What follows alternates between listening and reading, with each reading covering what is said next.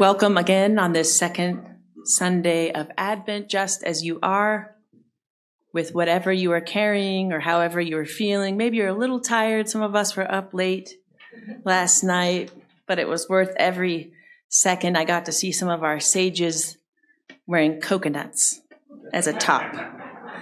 That is something to stay awake for. So what a gift that we can come to this place, this circle of peace. I invite you now as you're moved to take some deeper breaths, tuning in to deeper things, aiming to hear beyond the surface, to whatever message there is for each of us today. And I invite you to join me in the spirit of prayer, to open our hearts and to calm my nerves. God, may the words of my mouth and the meditations of all our hearts be acceptable in your sight, our rock and our redeemer. Amen. I wasn't sure I was in the right place. It seemed like a warehouse and it was dark, and I didn't know if the person who had invited me was there yet. It suddenly seemed more vulnerable than I had intended, had imagined, maybe was ready for, even.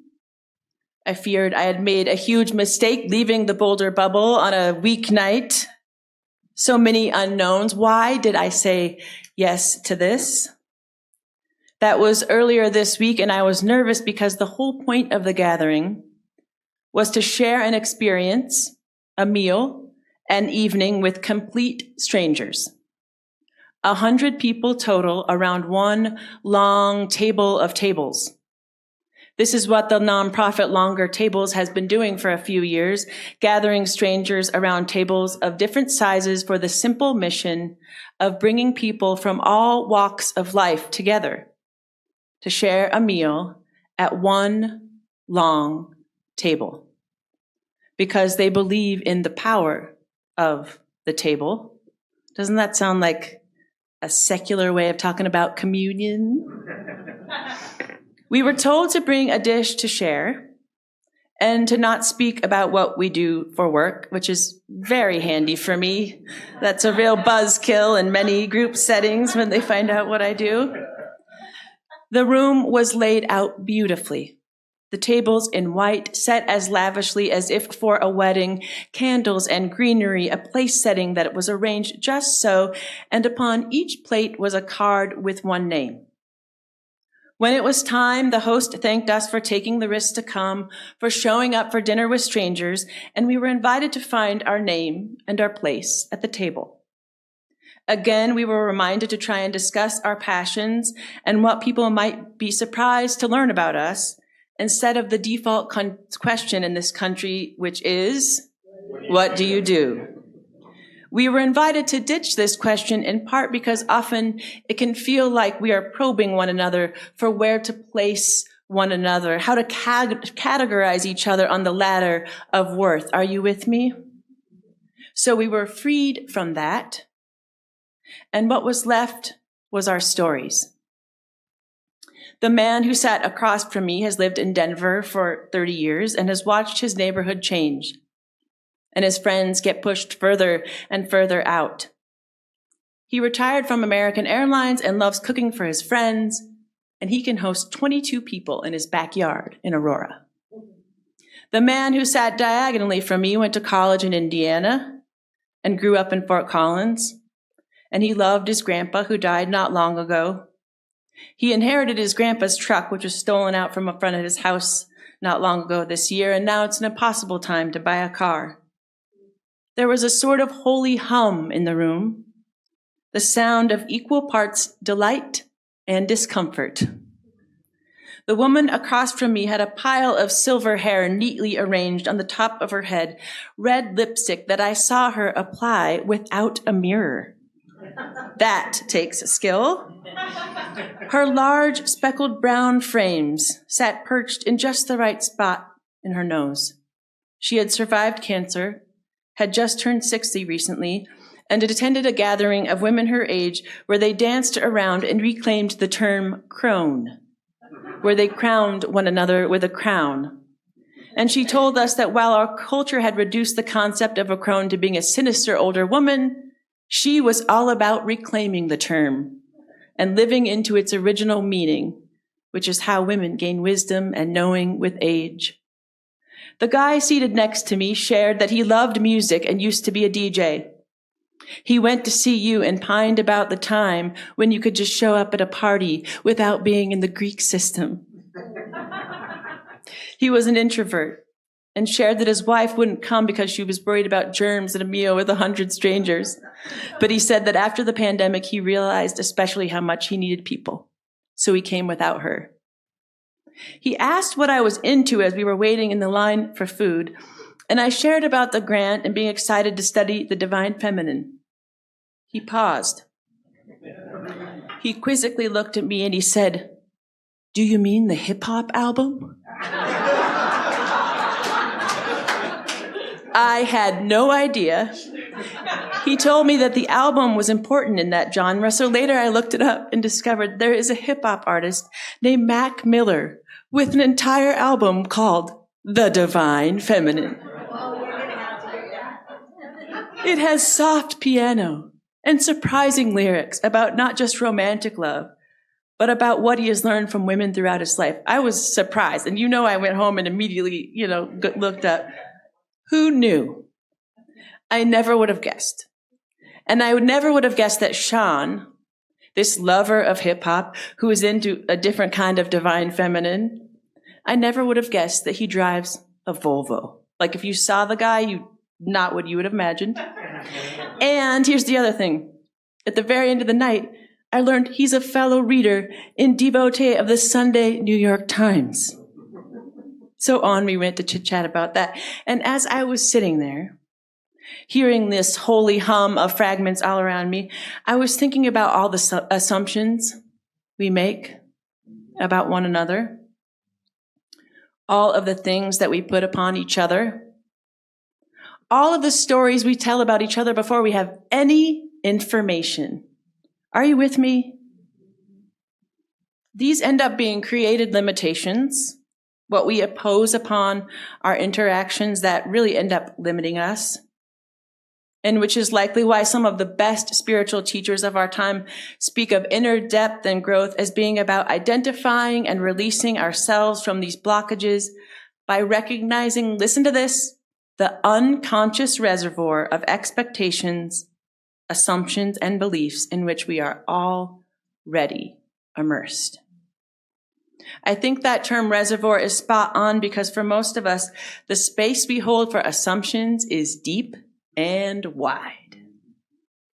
Especially when we add into the mix all of the tribal identities of this moment, where even our consumption of media is polarized. It feels like so much of our life together is that way and that there isn't much that we hold in common right now. There is war far beyond us, and there are millions of mini wars right here. This fragment that we heard from the prophet Isaiah, this piece of sacred text assigned to us on this second week devoted to peace, these words speak of comfort to a people that was so desperate, and they cry out for the divine to do something. Prepare the way of the Lord, make straight the desert a highway for our God. Every valley shall be lifted up. But it seems to me that we often think of preparing the way of the Lord. Often we think of making peace as something out there, something that the great mystery does, as if it's something mystical or just beyond us. But what if that isn't true? What if part of the invitation for us as people of faith right now is, as we explored last week, to raise our consciousness so we can rise above the chaos and created confusion in order to see and know more clearly? What if recognizing and owning our unconscious reservoir of expectations, assumptions, and beliefs is literally the path to peace? What if our role right now is as much about unseeing what we know or think we know as it is about seeking more wisdom or new ideas? What if that is how we create peace? We have been gifted with this gathering where we can practice our unknowing And still we do this acknowledging that we are each arriving from different places and in different places. So the invitation for you is to share now only as you're moved for just the next 2 minutes. You can be in the role of listener and a learner, and if you are inspired to share, you are welcome to do that too. So, beloved of God, what is an assumption people often make about you? How can we more easily let go of what we map on to one another? I invite you now, 2 minutes, to turn to those around you.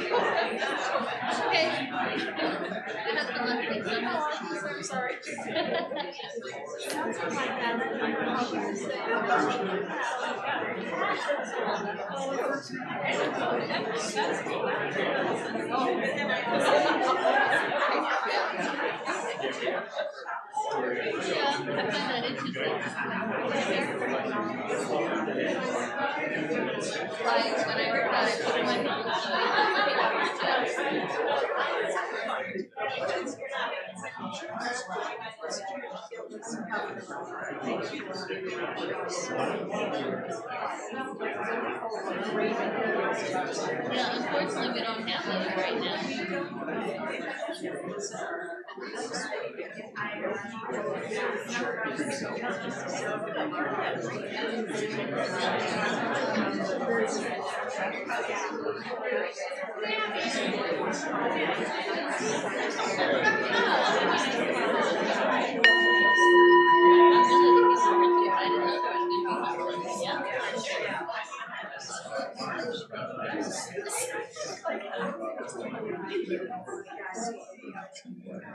Is there any wisdom worthy of being elevated back to the whole group?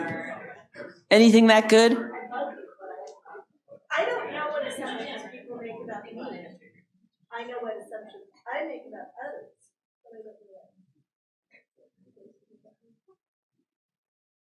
Anybody else? And it's also the perception of the perception that I have of how people think of me. Which may or may not be right. Which may or may not be true, yeah. So we're all just flitting around with things that may or may not be even true. Any other insights that emerge from your connecting together? Your comment about assumptions proves what I've thought for years. They're all wrong. No, some assumptions are correct. If that's an assumption, you just proved it again. I saw another hand. So we need 4 minutes instead of 2. Well, you know, it's a complicated crowd I'm working with, so 2 minutes is what we've agreed to. You can always carry on after this. Kathy? I think part of it depends on who you're with. Mm-hmm. So, like, when I go traveling in other countries, people assume that I'm very wealthy. If I walk into a store on Pearl Street, the way that I'm dressed, they usually assume I'm poor. Like, in their store. So, I mean, I think it really depends on who you're surrounded by. Absolutely. Very contextually based. Yeah. Totally. Anything else? Did I miss anybody? Okay. Well, beloved of God, let's take a deep breath. As war rages on in many parts of our planet, what if we prepare the way? What if we create peace by unlearning, by letting go of the created limitations we impose on one another? Because as we heard from Thich Nhat Hanh, for things to reveal themselves to us, we need to be ready to abandon our views about them. which to me means for things to reveal themselves to us, for peace to reveal itself to us. We need to be ready to abandon our views about one another, too. May it be so. Amen.